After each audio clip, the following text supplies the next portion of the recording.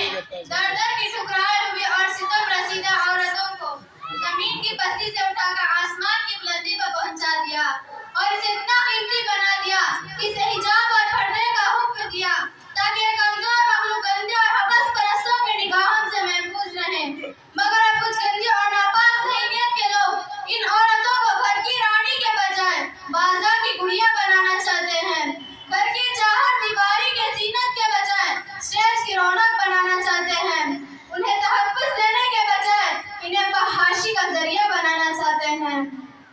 लिहाजा उन्होंने इस्लामी निज़ाम में हिजाब को टारगेट किया कि हिजाब इनकी शैतानी सोच की राह में एक बड़ी दीवार बनकर हाई है और इस दीवार को गिराकर हिंदुस्तान को भी यूरोप की तहजीब और कल्चर में रंग देना चाहते हैं।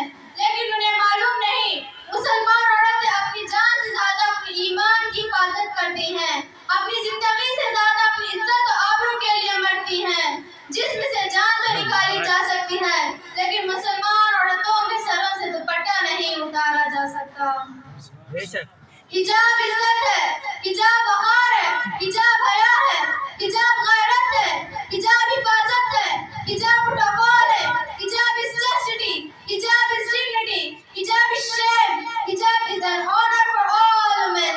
हिजाब हमारा ईमान है, हिजाब हमारी शान है और हिजाब हमारी पहचान है और हिजाब हमारे मज़हब इस्लाम का शियार है।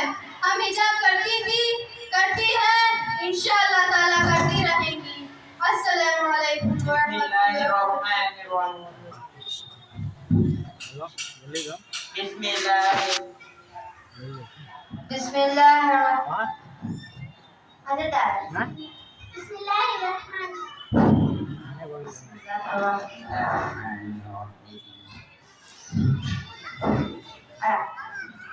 अस्सलामु अलैकुम व रहमतुल्लाहि व बरकातहू। हाज़रीन जलसा, आपकी खिदमत में पेश किया जाने वाला ये मुकालमा हर घर की चाहत दीवारी में रोजाना पेश आने वाले हकीकी वाक़यात की मंज़रकशी करता है। इस मुकालमे में आप देखेंगे कि एक बाप की जिंदगी कितनी मुश्किल होती है। वो खुद तकलीफ में रहकर, हालात के थपेड़े सहकर, सर्दी गर्मी धूप बारिश की परवाह किए बगैर अपने औलाद अयाल के लिए मेहनत करता है। मुझको साए में रखा और वो खुद जलता रहा। मैंने देखा एक फरिश्ता बाप की परछाई में। फिर आइए पेश है मुकालमा बागनवान। मेरा बाप कम नहीं था मेरी माँ से।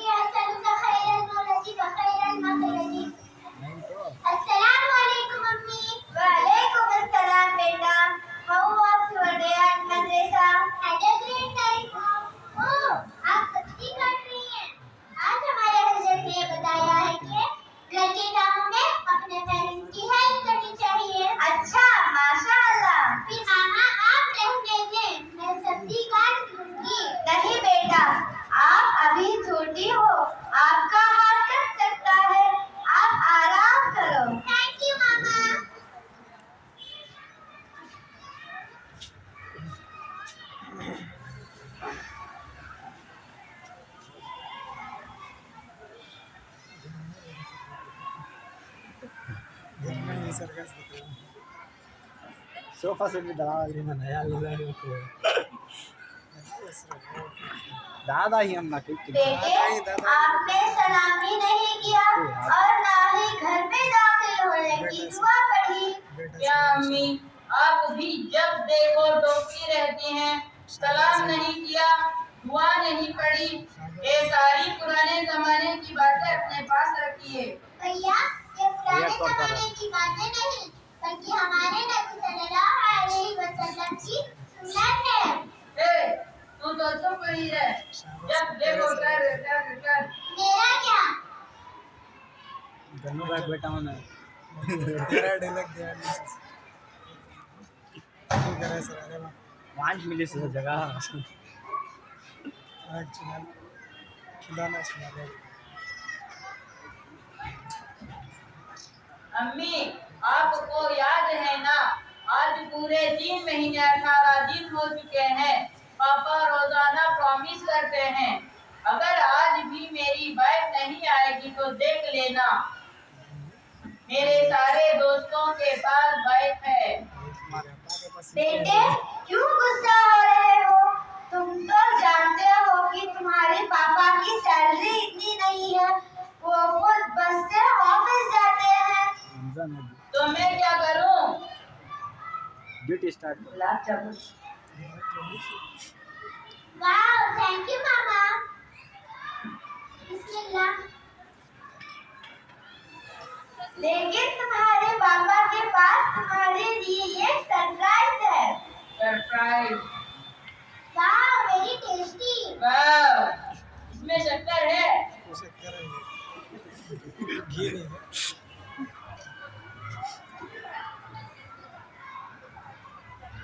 ये नहीं जानते वाओ नाइस जो काफी सारी डैडी इसको वालेकुम अस्सलाम। पापा आ गए। पापा मेरी डॉल। और मेरा मोबाइल। बिजनेस आवाज इसके डैडी डैडी को डम्मी कर दो ये खादर भाई पूरा मैच रोल बिला करता ले खादर भाई बाबा इनो देव कोड्रो ये लो बेटा आपकी डॉल ओ जज़ाकल्लाह पापा। और ये रहा आपका मोबाइल। फोन आ गया था गाड़ी पूछा सुनने फोन डाल अब फोन में अंदर फ्लो करके बंद it is very beautiful. Welcome बेटा।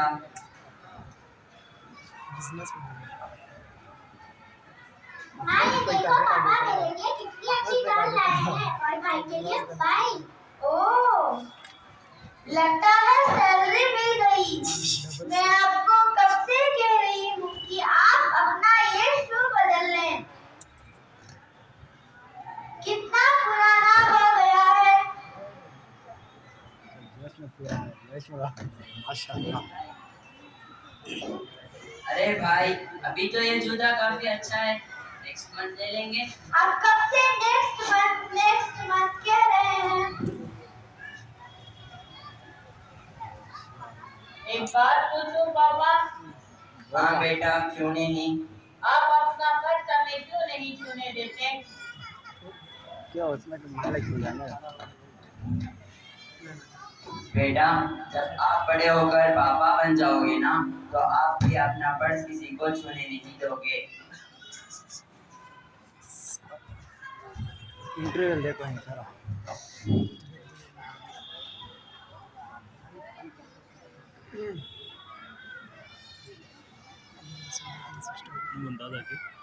सामीन, यकीनन आप इस मुकालमे के पहले हिस्से से काफी महजूज हुए, पर आए इस मुकालमे का अगला हिस्सा जो यकीनन आपकी आंखें भर देगा।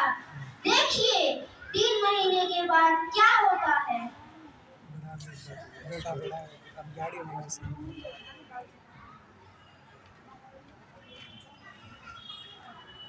कपड़े जमा वैसे भी सिलेक्ट से दादा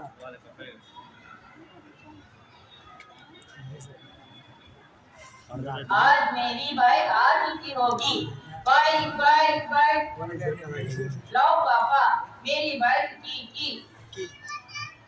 अरे बेटा वो 2 दिन के बाद आपकी बाइकी की आपके हाथ में होगी, बस 2 दिन। मुझे पता था तुम इसी तरह बहाने बनाते रहोगे। यासिर, ये कैसी बदतमीजी है? क्या इसी तरह अपने पापा से बात करते हैं? कौन सी बदतमीजी? जब आप लोग हमारी इतनी सी ख्वाहिश पूरी नहीं कर सकते तो हमें यतीम खाना अनाथ आश्रम में क्यों नहीं दाखिल करा देते? बेटा ऐसी कोई बात नहीं, बस 2 दिन की ही तो बात है। कौन सा 2 दिन? महीनों से यही सुन रहा हूँ, मुझे नहीं रहना यहाँ। कोड डाल लेता नहीं। ये आपको क्या हो रहा है? यासीन!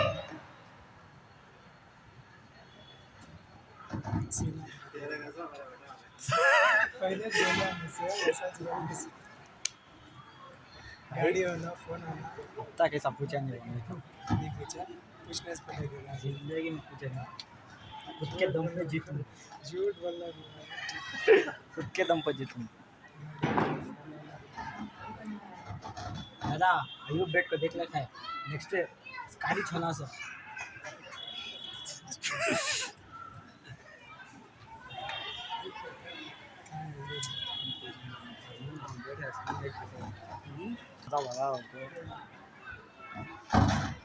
ये तो पापा का है, इसमें पर्स जरूर होगा। ऐसे छुपा कर रखते थे जैसे बहुत बड़ा खजाना हो। सारा उनको इसमें तो कुछ नहीं।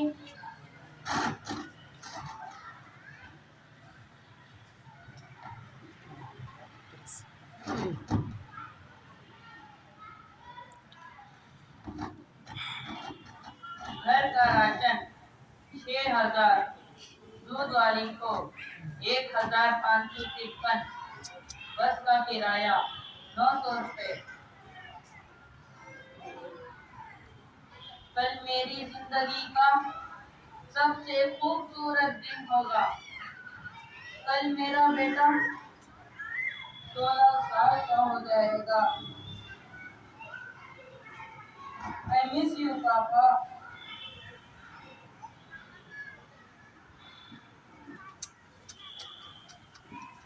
मैं हॉबी, मेरी ख्वाहिश, मुझे अच्छे जूते और अचकन कपड़ बहुत पसंद हैं। ये पाँव में क्या चुभ रहा है? पापा, आपको अच्छे जूते बहुत पसंद थे और आप ये पहने रहे। इसे 10 मिनट पहनकर मेरे पाँव लहू लहान हो गए। I am sorry, पापा।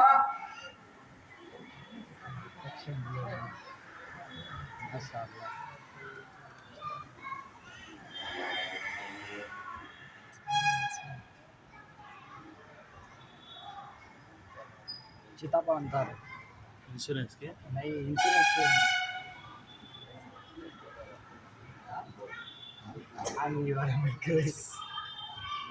अरे बेटा, क्या कपिल साहब का घर यही है? जी हाँ, आप कौन अंकल? वो बेटा मैं उनका दोस्त हूँ और यही टाटा एजेंसी में काम करता हूँ। सुना है कि वो हॉस्पिटल में एडमिट हैं। उनकी अयादत भी करनी थी और उनकी अमानत भी वापस करनी थी। वो क्या अंकल? बेटा वो मेरे पास हर महीने कुछ रकम जमा करते थे। कल ही कह रहे थे कि मियाँ खलील बस 5,000 कम है, 1-2 दिन में वो भी जमा कर लूंगा और अपने बेटे के लिए तुम्हारे ही शोरूम से बाइक ले जाऊंगा। बट अब तो वो खुद ही हॉस्पिटल में अपनी मौत से लड़।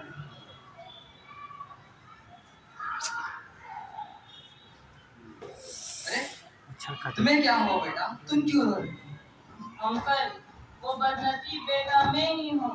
मेरी ही वजह से आज पापा हॉस्पिटल में जिंदगी की सांसें गिन रहे हैं। रेडी कर हाँ सारे सुनो बेटा, डॉक्टर माँ बाप का दिल कभी ना दुखाना। वो ऐसे सायादार दरख्त होते हैं जो धूप, बारिश और हालात के थपेड़े को खुद सह के अपनी औलाद को साया मुहैया करते हैं। तुम्हें पता है, यूनिवर्सिटी में हम दोनों क्लासमेट हुआ करते थे। उस वक्त उनका लाइफस्टाइल पूरी यूनिवर्सिटी से अलग था। क्या कोट, क्या शू, क्या सनग्लास। मगर अब एक बार मैंने कहा था कि मैं कफील, आपका वो स्टैंडिंग ऑफ लाइफ कहाँ गया? कहने लगे कि मियाँ अब तो बच्चों की एक मुस्कुराहट में ही हमारी सारी खुशियाँ हैं। अरे दादा फोन छोड़ो, मैं भी कहाँ की बात निकाल के बैठ गया बेटा। चलो हमें देर हो जाएगी। चलिए अंकल।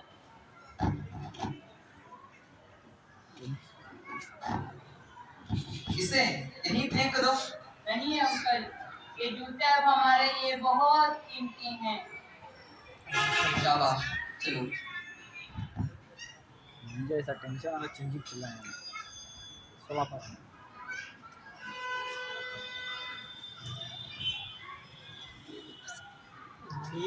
वाज़ेद तर मुझे लगता था लगे जान से, ये बात सच है कि मेरा बाप कम नहीं था मेरी माँ से। वो पुराने सूट वो पहनता था, कम वो खाता था, मगर खिलौने मेरे सारे खरीद लाता था। वो रात को घर इसलिए देर से लौटता था कि दिन भर वजूद उसका पसीने में ढल के बहता था। गिले हैं हमें फिर भी ऐसे जाकदामा से, ये बात सच है कि मेरा बाप कम नहीं था मेरी माँ से। गिरामी कदर सामीन, इन बच्चों का प्रोग्राम आपने मुलाहजा फरमाया। प्रोग्राम कब शुरू हुआ और कब ख़त्म होने के बिल्कुल दहलीज पे पहुँच गया, हमें तो वक्त का एहसास भी न हो सका। खैर सामीन, अब आइए हाफिज़ात के सवालात का जवाब लेकर आ रही हैं वो बच्ची जिनकी तारीफ के लिए कम से कम मेरे पास अल्फाज नहीं हैं। करीब आने से ही शख्सियत का पता चलता है, दूर से चांद तो ज़रा सा दिखाई देता है। जब वो बच्ची आपके करीब आ जाए तो आप खुद उसकी मेहनत और सलाहियत को देख लीजिएगा। मैं दावत देने जा रहा हूँ, आपके सवालात के जवाबात लेकर आ रही हैं अतिया बिन्त जनाब असगर खान। हाफिज़ात ने जितने सवालात उनसे पूछे हैं इंशाअल्लाह ताला वो एक एक करके सारे सवालात का जवाब देगी। बसरे माई अतिया कौसर। आजा अंदे आजा क्या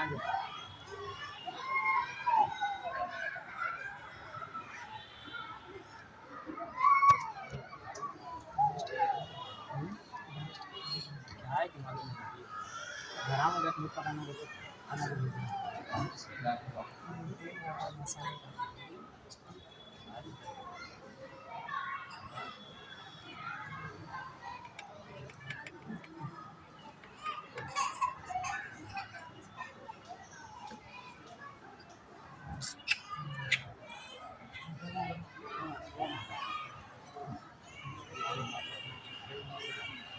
अस्सलामु अलैकुम व रहमतुल्लाहि व बरकातुहू।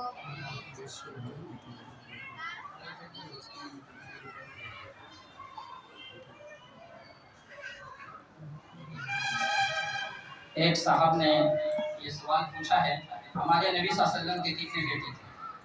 अस्सीरतुन नबविय्यतुल Ibn Hisham, book number 1 page number 264 के मुताबिक हमारे नबी के 3 बेटे थे, अब्दुल्लाह रज़ियल्लाहु ताला अन्हु, कासिम रज़ियल्लाहु ताला अन्हु और इब्राहिम रज़ियल्लाहु ताला अन्हु।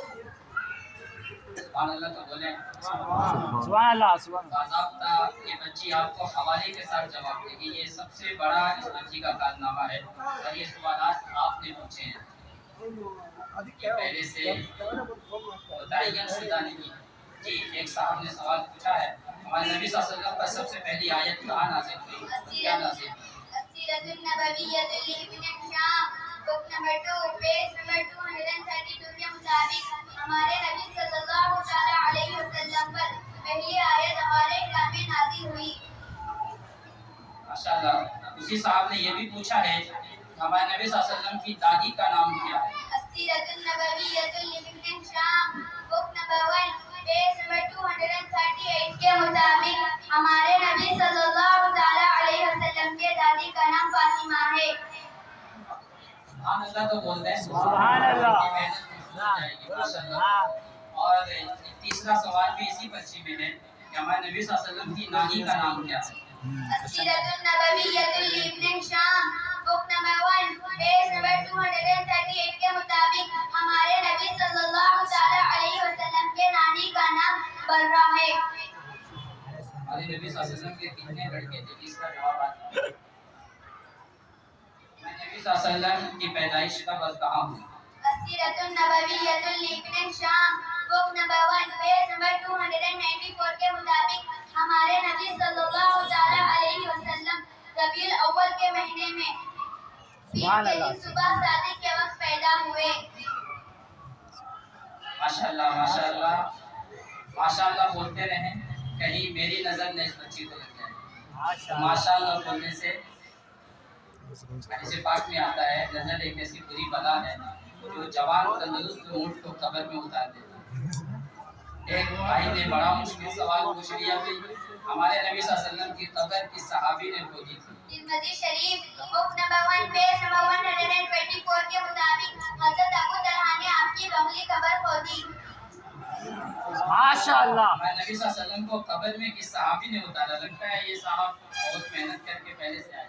ہمارے نبی صلی اللہ علیہ وسلم کو قبر میں کن صحابی نے اتارا؟ نشر الدین پیج نمبر 293 کے مطابق حضرت آپ کو 4 صحابہ نے اتارا جن کے نام یہ ہیں حضرت زید، حضرت علی رضی اللہ تعالیٰ عنہ، حضرت عباس رضی اللہ تعالیٰ عنہ، حضرت کلثوم اور حضرت فضل رضی اللہ تعالیٰ عنہ۔ ماشاءاللہ یہ صاحب نے پوچھا ہاؤ مینی ڈیز آف محمد نبی، یہ بس کیا ہوتا ہے؟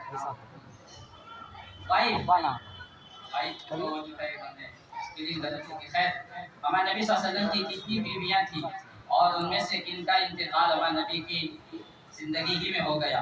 سب کے نام بتائیں۔ کل ازواج مطہرہ کی تعداد 11 رہی جن میں سے حضرت خدیجہ اور زینب بنت خزیمہ رضی اللہ تعالیٰ عنہا کا انتقال آپ صلی اللہ تعالیٰ علیہ وسلم کے حیات طیبہ میں ہوا۔ باقی کے نام یہ ہیں حضرت سودہ، حضرت عائشہ، حضرت حفصہ، حضرت ام سلمہ، حضرت زینب بنت جہش، حضرت ام حبیبہ، حضرت جویریہ، حضرت صفیہ رضی اللہ تعالیٰ عنہ۔ آپ صلی اللہ تعالیٰ علیہ وسلم نے یہ شادیاں مختلف قبائل میں اور اتحاد اور دیگر دینی ملکی مصلحت کے لیے بہت میں خدا تعالیٰ کی تھی۔ ماشاءاللہ ماشاءاللہ ماشاءاللہ How many daughters for محمد نبی؟ ہمارے نبی صلی اللہ علیہ وسلم کی کتنی بیٹیاں تھیں؟ السیرۃ النبویۃ لابن ہشام بک نمبر 1 پیج نمبر 226 کے مطابق ہمارے نبی کے 4 بیٹے تھیں، زینب رضی اللہ تعالیٰ عنہ، رقیہ رضی اللہ تعالیٰ عنہ، ام کلثوم رضی اللہ تعالیٰ عنہ اور فاطمہ رضی اللہ تعالیٰ عنہ۔ ماشاءاللہ ایک بھائی نے کچھ سوال پوچھا ہے جو مجھے سمجھ میں نہیں آ رہا کیا لکھا ہے؟ ڈبل گریجویٹ ٹیچر سے کنارا میں لکھ دیا کانڈا میں کچھ سمجھ میں آ جاتا ہے، انگلش میرے کو کنارا میں کہتا کیسے تھا پڑھانے کہاں تک 16 پڑھنے کے بعد سے ہم نکالیں گے تو آگا نہیں جانا نہیں۔ خیر حضور صلی اللہ علیہ وسلم کے بیٹوں کی ان کا نام بتا۔ حضور صلی اللہ علیہ وسلم کے بیٹوں کی وفات کب ہوئی؟ بیٹوں کی وفات نہیں، ہمارے نبی سے ریلیٹڈ بیٹوں سے ریلیٹڈ نہیں، ان کی وفات کب ہوئی؟ پھر آپ پوچھیں گے ان بیٹوں کی جتنی بیویاں تھیں تو پھر تو پوری سیرت Not چھوٹ جائے۔ research question. خیر اور کسی صاحب کو پوچھنا ہو تو پوچھ سکتے ہیں۔ It's reject. ہے کوئی؟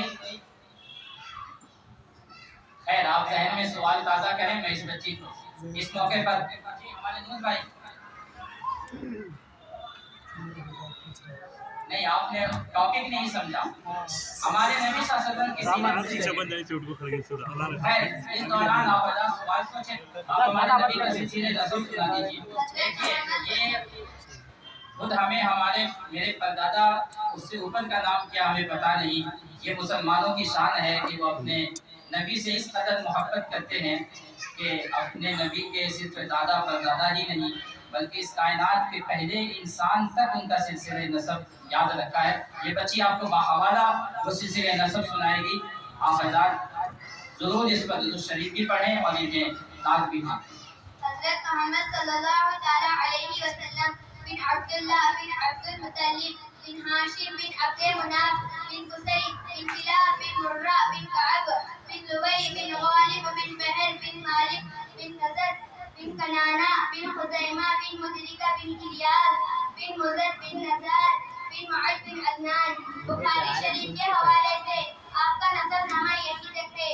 ابن سعد طبقات کے حوالے سے بن عبد بن حمیسہ بن سلامان بن عوس بن باؤز بن قموال بن عبی بن عمان بن ناشد بن حجاب بن بلداس بن يدلاب بن سابق بن جاحم بن ناحس بن ماقي بن عيبي بن أبكري بن الدواء بن حمدان بن سنبر بن يسربي بن يحزن بن يلحل بن إرهبا بن عيسى بن زيشان بن عيسى بن أخنار بن إيهام بن مقصر بن ناحد بن زارع بن شمي بن مزي بن عبد بن عرام بن عيدار بن إسماعيل عليه السلام بن إبراهيم عليه السلام. آگے تورات باب پیدائش کے حوالے سے بن آزار بن ناہور بن سروج بن ربو بن فائج بن عابد بن البخشاد بن سام بن حضرت علیہ السلام بن لامک بن متو شاعر بن ادریس علیہ السلام بن یارو بن ملحیل بن عینان بن آنوش بن شیش علیہ السلام بن آدم علیہ السلام. ماشاء اللہ ماشاء اللہ سبحان اللہ. یہ سوال پوچھ رہا تھا کہ ہمارے نبی صلی اللہ علیہ وسلم کی تلوار تحفے میں دی گئی تھی، اس کا نام کیا تھا؟ ہمارے نبی کی تلوار کا نام ہیلو ذوالفقار نام تھا اور آپ نے وہ تلوار حضرت علی کو دے دی تھی. جی اور کوئی ہے؟ بلکہ ہمارے نبی صلی اللہ علیہ وسلم کے پاس جتنے جانور تھے سب کے نام بتا دیجیے. لشکر پہ 7 گھوڑے تھے جن کے نام یہ ہیں: سکب، مرتجز، طیف، لزار، طرب، سجاہ، ورد. 5 کھچر تھے: دلدل، فضہ، فروا. سانڈنیاں 3 تھی: قصبہ، ازبہ، جگہ. اور 45 اونٹنیاں دودھ کی تھی. 100 بکریاں تھی اور اس سے زیادہ نہیں ہونے دیتے تھے. ہمارے جناب حاجی اشتیاق صاحب، میں ان کا جتنا بھی شکریہ ادا کروں بہت کم ہے. اللہ آپ کی عمر میں برکت نصیب فرمائے کہ آپ میرے اس جلسے میں مختصر سے پروگرام میں آپ جیسی عظیم شخصیت آپ تشریف لائے. ہم دعا گو ہیں اللہ رب العزت آپ کو صحت و تندرستی کے ساتھ دین کی بہت بڑی خدمت اللہ رب العزت آپ سے لے رہے ہیں اور اللہ آگے بھی لیتے رہیں اور آپ کے فیض سے ہمیں بھی مستفید ہونے کی توفیق عطا فرمائے. جناب حاجی اشتیاق احمد صاحب، وقت ان کے پاس کم ہے، ان کے پروگرام ہوتے رہتے ہیں، ان جیسے جلسوں میں ان کی شرکت ہوتی رہتی ہے. بڑی زیادہ نوازی ہے ان کی جو آپ تشریف لائیں. بہت شکریہ.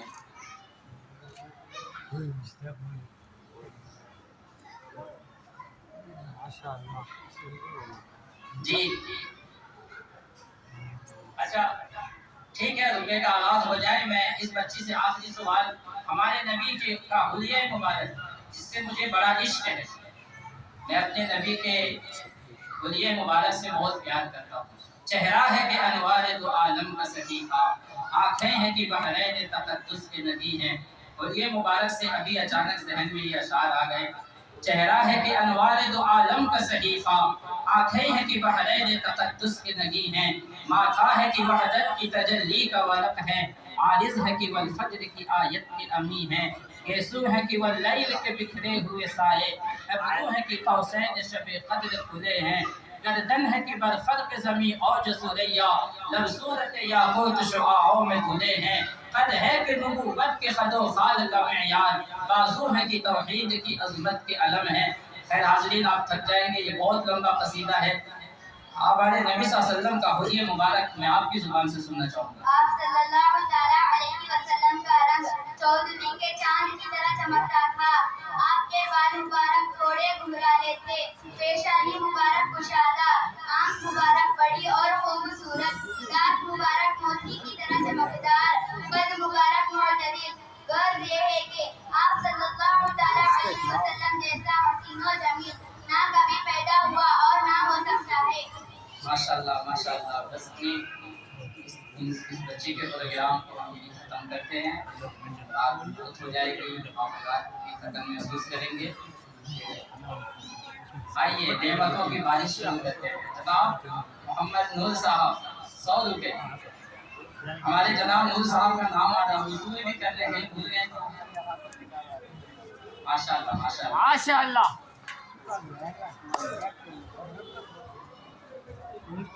ऑफिशियली से बोला ان بچوں کی حوصلہ افزائی ان بچوں کے لیے بہت بڑی نعمت ہے